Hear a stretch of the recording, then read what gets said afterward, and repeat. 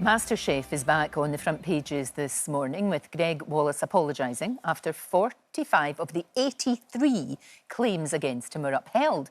His co-star John Torode is also now under fire after the court found that he'd used racial language on one occasion, something that John says he has absolutely no recollection of doing. Well, journalist and podcaster Emily Clarkson, broadcaster Nicola Thorp are with me.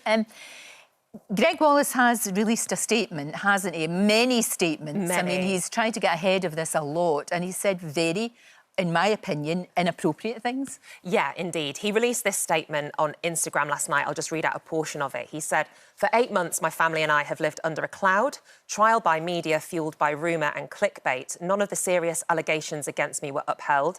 I challenged the remaining issue of unwanted touching, but have had to accept a difference in perception. And I'm deeply sorry for any distress caused. It was never intended." He says he'd never set out to harm or humiliate anybody. But then in the same statement, he sort of defended his position using his diagnosis, recent diagnosis of autism, as a supposed excuse for his behaviour, and actually saying that he should have been protected by the BBC because of his autism, which is obviously wildly offensive to anybody who is on the autism spectrum, because autism doesn't make you do these things. No, it absolutely does Just to not. clarify And that. it's just quite strange, because he does have a little boy who's got autism as well. And I found that bizarre, Emily. I found that very strange. I mean, yeah, like you say, it's insulting, and it feels like it's just one diversion after another on that, and it's kicking it away from him at every opportunity. What's interesting, though, isn't it? And I always do go back to this, is those around him who enabled him to be like that. Well, you know? Absolutely. There's two things that need to happen in the industry, the entertainment industry, which is largely unregulated. Number one, we need a centralised reporting system, because as so many people have said who were interviewed as part of this investigation, oh, well, there was only one complaint made to me, because they didn't know about the 15, 20 other complaints. Joined up. There's no joined up Right, approach. And the second thing that needs to happen is, instead of just firing individual presenters, they need to fire executive producers, because I promise you, if not only the presenter but the exec producers end up getting the sack, those exec producers will make sure that everybody on set is treated fairly and make sure that people are reporting right to the top.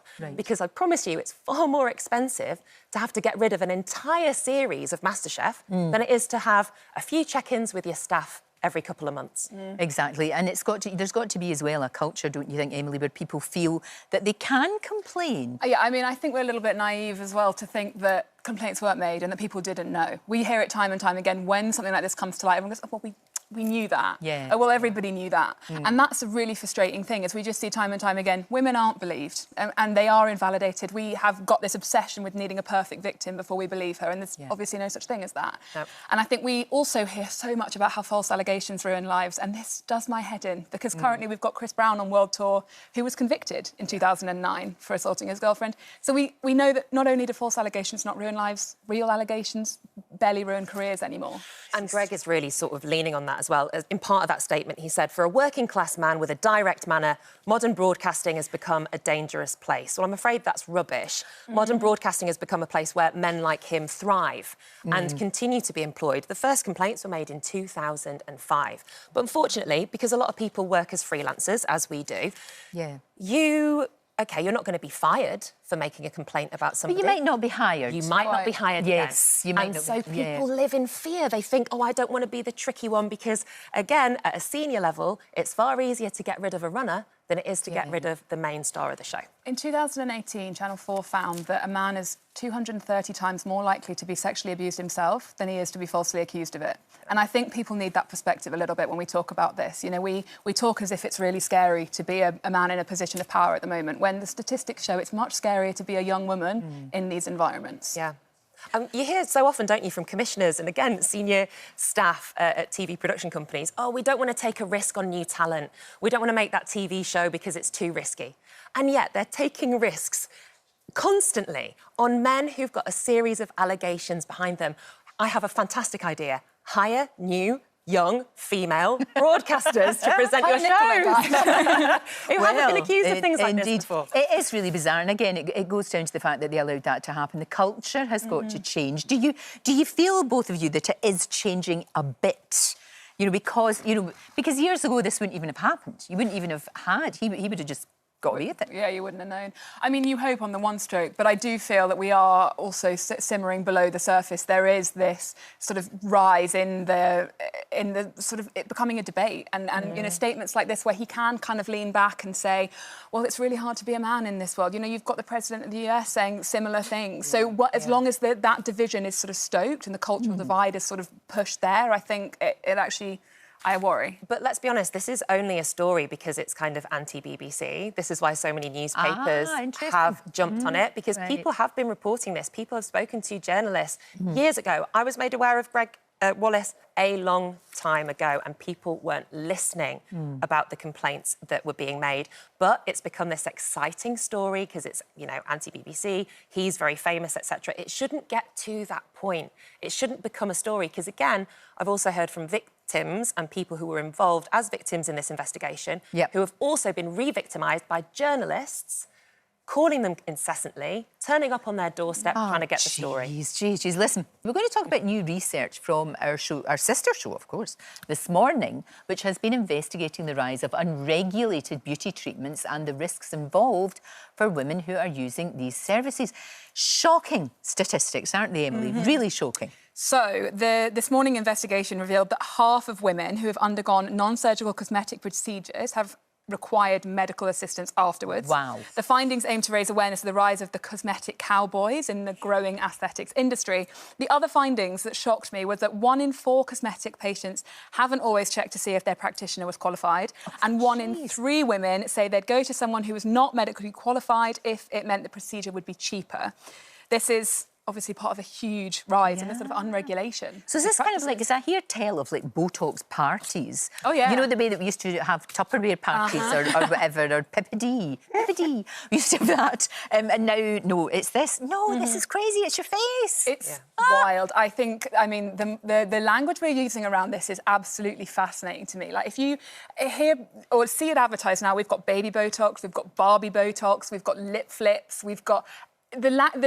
What's baby Botox? It's mini. It's a little bit of Botox. It's just they're Botox. not doing... I was just looking for... No, I thought they were doing Botox. Not yet, Lorraine. But yeah, no, just you wait. Oh my! The babies are fine, but it is.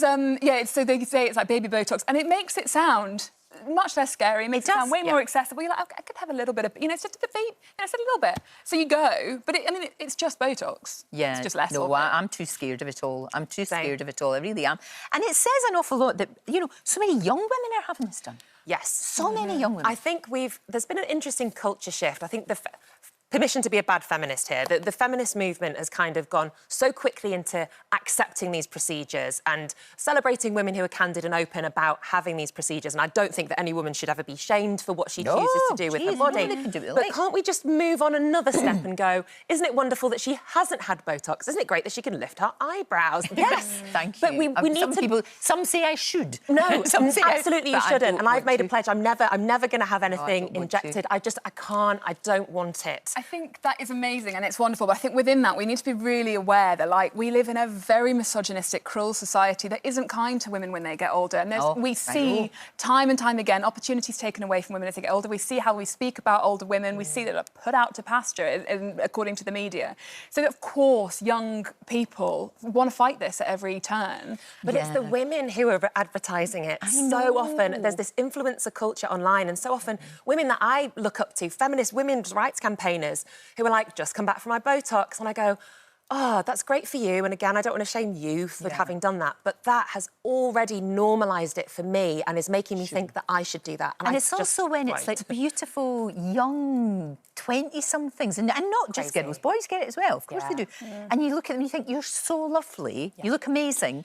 Don't just do this to look like everybody else. But the world tells them that they aren't, and that's what we need to look at, because it's so cruel. We're spending so much time on our phones. Young people are being, exposed to this at every turn. It's a complete inevitability that that's what people want to do. But they all end up looking exactly the same. Yeah, that's because they're told they ought to. These big lips and the boobies up to here. Yeah, but we are sold this dream. We are sold perfect. It's nuts. And it's exhausting, and it's dangerous. We see this. Never mind what it's doing to our self-esteem. We're literally putting ourselves at risk. We talked about this last time about the rise of unregulated GLP-1 prescriptions. Yes. It's a wild time. But even for people who are medically trained, I think it's appalling, because I went to my dentist, my home dentist that I've had since I was a little girl, and I lay in the chair and I looked up at the ceiling, and there was an advert for Botox and lip fillers that they were doing at that dentist Because it's surgery. lucrative, it makes money, right? It makes money. Yeah. But there was a trusted, medical physician who was doing my teeth, and I just went, give them a polish, a hygiene checkup or whatever. And I went, wow. And I refused to go there anymore because Well, I think I'll tell it's you awful. what, there's going to be loads more on this with Ben and Kat on this morning, of course, because it's their survey that they have done. Thank you both so much. Well, that's a wrap for this video. We hope you enjoyed it. We have all the best moments from the show right here on the channel. And if you like this video, then we think you'll love this one. See you next time.